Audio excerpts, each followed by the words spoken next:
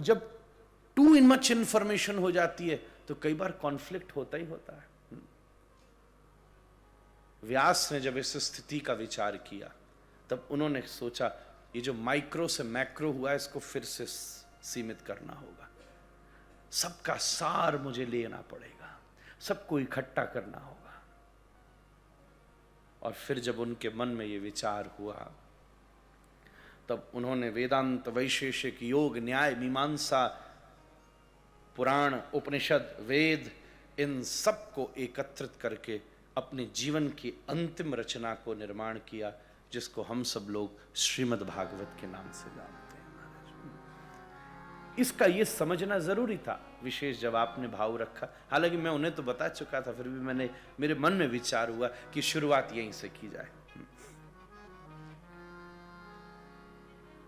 इसके भीतर क्या नहीं है, अगर आप हमें अवकाश मिला और अगर आप शिक्षा की प्रणाली से हैं तो आधुनिक से लेके पुरातन तक, ज्योमेट्री, ज्योग्राफी, क्या नहीं मिलेगा। पश्चिम और भारत के सर्वदर्शनों का समन्वय विचारशील व्यक्ति इसमें प्राप्त कर सकता है। अब हालांकि आजकल इसका इतना गंभीर विवेचन समाप्त हो चुका है, केवल प्रदर्शन का आधार बन गया है। आयोजन और सत्संग में अंतर होता है, उसके भी कुछ न कुछ अच्छी प्रभाव ही होंगे, मैं उसका द्रोही नहीं हूं। परंतु कई बार ऐसा होता है ना, कड़वी दवाई को शहद में पिलाया जाता है। बच्चे को पिलाते थे भाई शहद में घोल लो, इसलिए संगीत जुड़ गए, प्रस्तुतियां जुड़ गई, लीलाएं जुड़ गई।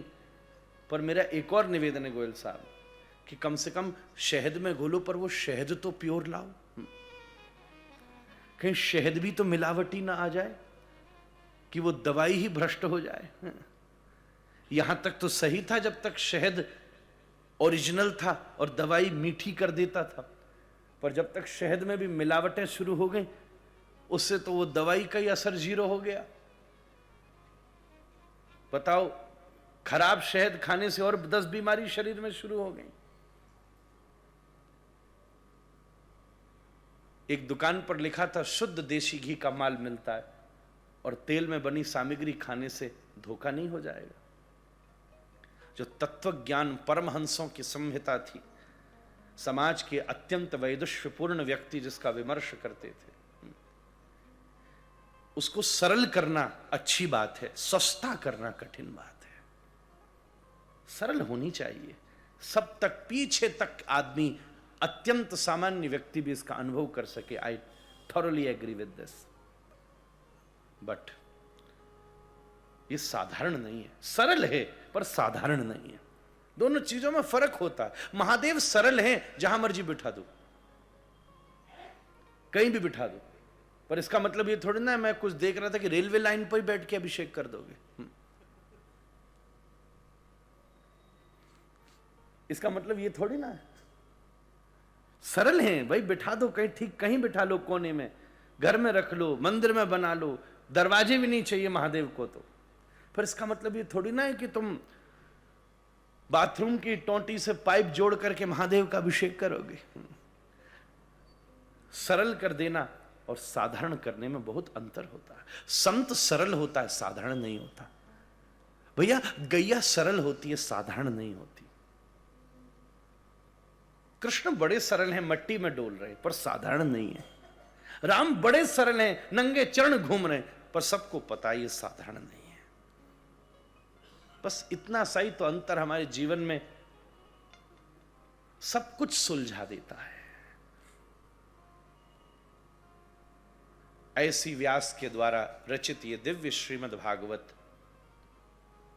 इसके अक्षर में, इसके नाम में भी 7 ही अक्षर हैं, इसलिए 7 दिन की ही कथा है। श्रीमद् भागवत। हमारे पास भी 7 ही दिन हैं। Everything happens in a week, either a birth और अ डेथ। प्रॉफिट हो चाहे लॉस हो, सब कुछ 7 ही दिन में होता है। 8वां दिन किसी को नहीं मिला।